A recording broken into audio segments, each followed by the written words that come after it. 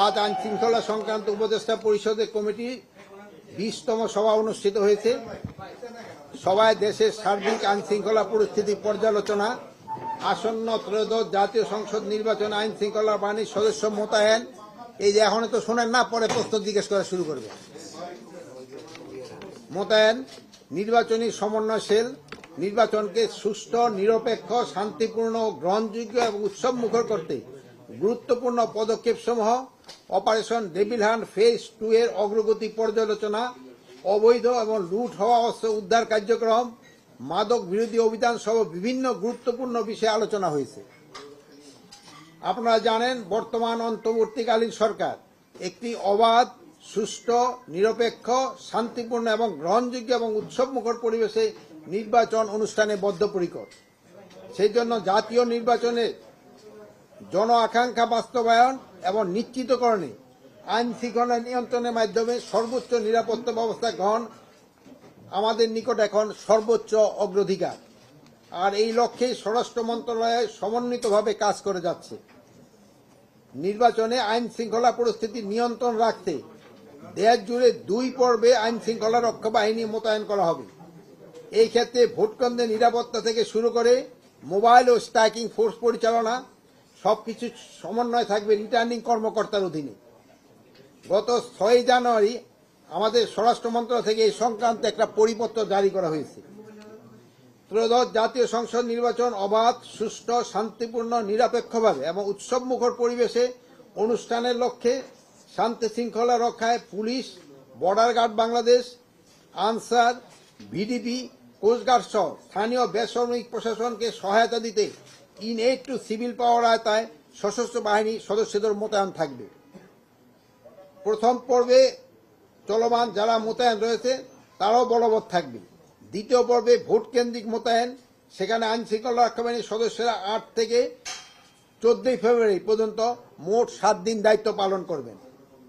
Police, answer, ভিডিপির পাশাপাশি সশস্ত্র বাহিনী, বিজিবি, কোস্টগার্ড ও র্যাবের সমন্বয়ে আইন শৃঙ্খলাকারী সমন্বয় সেল গঠন করা হবে। এই সমন্বয় সেল আইন শৃঙ্খলা রক্ষা বাহিনী একজন করে প্রতিনিয়ত থাকবেন। ত্রয়োদশ জাতীয় সংসদ নির্বাচন ও গণভোট উপলক্ষে সার্বক্ষণিক সেবা প্রদানের জন্য জরুরি বিষয় নাম্বার 999 এ বিশেষ টিম গঠন করে আইন শৃঙ্খলা সমন্বয় সেলের সঙ্গে সংযুক্ত করা হবে। ওই টিম নির্বাচন সংক্রান্ত প্রাপ্ত অভিযোগ ও তথ্যের বিষয়ে দ্রুত ব্যবস্থা গ্রহণের জন্য সরাসরি স্বরাষ্ট্র মন্ত্রণালয় ও এলাকা ভিত্তিক আইন শৃঙ্খলা সমন্বয় সেল প্রেরণ করবে। জেলা, উপজেলা পর্যায়ে স্থাপিত আইন শৃঙ্খলা সমন্বয় সেলের সঙ্গে সমন্বয় করে নিরাপত্তা এবং সংবেদনশীলতা বিবেচনায় পুলিশ, আনসার, ভিডিপির পাশাপাশি কেন্দ্রগুলিতে সশস্ত্র বাহিনী, বিজিবি, কোস্টগার্ড এবং র্যাব মোতায়েন করা হবে।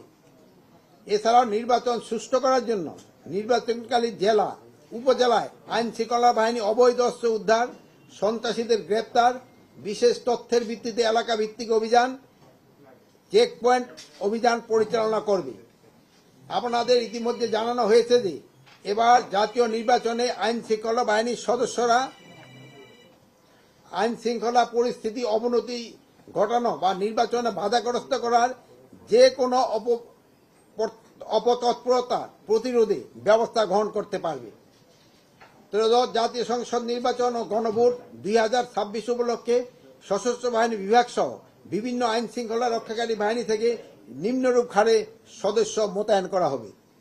বাংলাদেশ সেনাবাহিনী 1 লক্ষ, বাংলাদেশ নৌবাহিনী 5000, বাংলাদেশ বিমান বাহিনী 3730, বাংলাদেশ পুলিশ 1,49,443, বাংলাদেশ আনসার ও গ্রাম প্রতিরক্ষা বাহিনী 5,76,314, border guard Bangladesh 37,453, Bangladesh coast guard 3,585, RAB 7,700, support service হিসাবে ফায়ার সার্ভিস, সিভিল ডিফেন্সের অধিদপ্তর প্রায় 13,390 জন।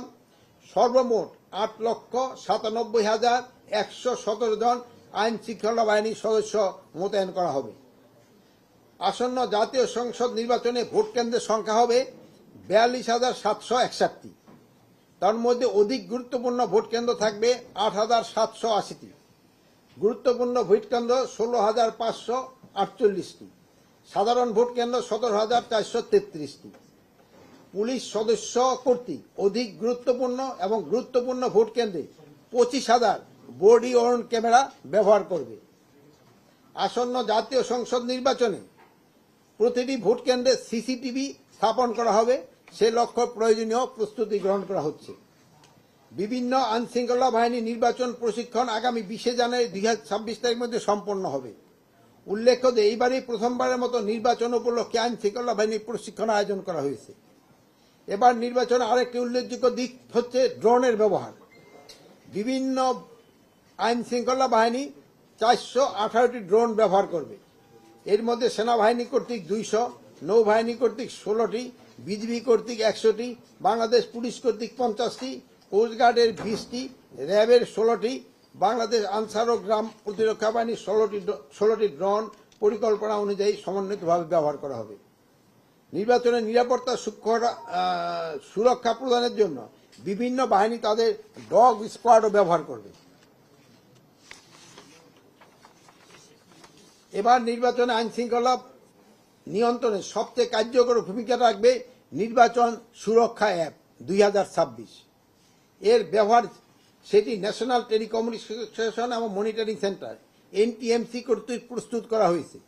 এর সঙ্গে বিভিন্ন আইন শৃঙ্খলা বাহিনী, রিটার্নিং অফিসার, সহকারী রিটার্নিং অফিসার সহ স্বরাষ্ট্র মন্ত্রণালয়ের কেন্দ্রীয় কন্ট্রোল রুম যুক্ত থাকবে।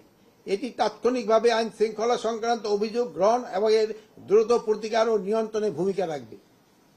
জাতীয় নির্বাচন অবাধ, সুষ্ঠু, নিরপেক্ষ এবং শান্তিপূর্ণ করার লক্ষ্যে অন্যান্য যেসব গুরুত্বপূর্ণ পদক্ষেপ গ্রহণ করা হয়েছে সেগুলি হল নিম্নরূপ: দুর্গম কেন্দ্রসমূহে ব্যালট সহ অন্যান্য নির্বাচন সামগ্রী নির্বাচনী দায়িত্বে নিয়োজিত কর্মকর্তা কর্মচারীদের পরিবহনের ক্ষেত্রে বাংলাদেশ বিমান বাহিনী হেলিকপ্টার ব্যবহারের ব্যবস্থা করা হবে। নির্বাচনে প্রতিবন্ধকতা ও বাধা সৃষ্টি করতে পারে এমন দুষ্কৃতিকারীদের দ্রুত গ্রেপ্তার করে আইনের ব্যবস্থা গ্রহণ করার জন্য আইন শৃঙ্খলা বাহিনীকে নির্দেশ দেওয়া হয়েছে। নির্বাচনকে বাধাগ্রস্ত ও প্রভাবিত করতে পারে এমন যে কোনো ধরনের অপতৎপরতা কার্যক্রম অন্তর্বর্তী সরকার কঠোর হস্তে দমন করবে। সুষ্ঠু ও নিরপেক্ষ নির্বাচন পরিবেশ গড়ে তোলার নিমিত্তে বিভিন্ন আইন শৃঙ্খলা বাহিনী কর্তৃক নির্বাচনের পরবর্তী 4 দিন নিবিড় টহল পরিচালনার নির্দেশ দেওয়া হয়েছে। চরাঞ্চল ও দুর্গম এলাকায় টহল কার্যক্রম বিভিন্ন বাহিনীর সমন্বয়ে নিবিড়ভাবে পরিচালনা করতে হবে। গত 13 ডিসেম্বর 2025 তারিখ থেকে চালু হওয়া অপারেশন ডেভিল হান্ট ফেজ 2 এর অভিযানে গতকাল 17 তারিখ 2026 তারিখ পর্যন্ত 19,854 জনকে গ্রেপ্তার করা হয়েছে। তাছাড়া এই অভিযানে 346টি অগ্নেয়াস্ত্র, 2,191 রাউন্ড গুলি, 722 রাউন্ড কার্তুজ, 694টি দেশীয় অস্ত্র, গ্রেনেড, মর্টার, গোলা, গান পাউডার, আতশবাজি, বোমা তৈরি উপকরণ ইত্যাদি উদ্ধার করা হয়েছে।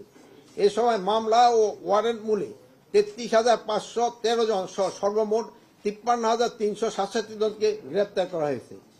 ডেভিল হান্ট ফেজ 2 এর অংশ হিসাবে চেকপোস্ট ও টহলের সংখ্যা বৃদ্ধি করা হয়েছে, যাতে সন্ত্রাসী ও দুষ্কৃতিকারীরা পার না পেয়ে যায় এবং অবৈধ ও লুট হওয়া উৎস উদ্ধার করতে আরো বৃদ্ধি পায়। মূলত এইসব বিষয় নিয়ে আইন শৃঙ্খলা সংক্রান্ত উপদেষ্টা পরিষদ কমিটির সভায় আলোচনা হয়েছে। আমি আপনাদের সকলকে আন্তরিক ধন্যবাদ ও কৃতজ্ঞতা জানাচ্ছি। আপনাদের সকলের সহযোগিতা ছাড়া আইন শৃঙ্খলার পরিস্থিতি এবং এই স্থিতিশীলতা বজায় রাখা সম্ভব নয়। সকলের সম্মিলিত প্রচেষ্টা আমরা একটা অবাধ, সুষ্ঠু, নিরপেক্ষ, শান্তিপূর্ণ এবং উৎসবমুখর জাতীয় নির্বাচন উপহার দিতে সক্ষম হব ইনশাল্লাহ।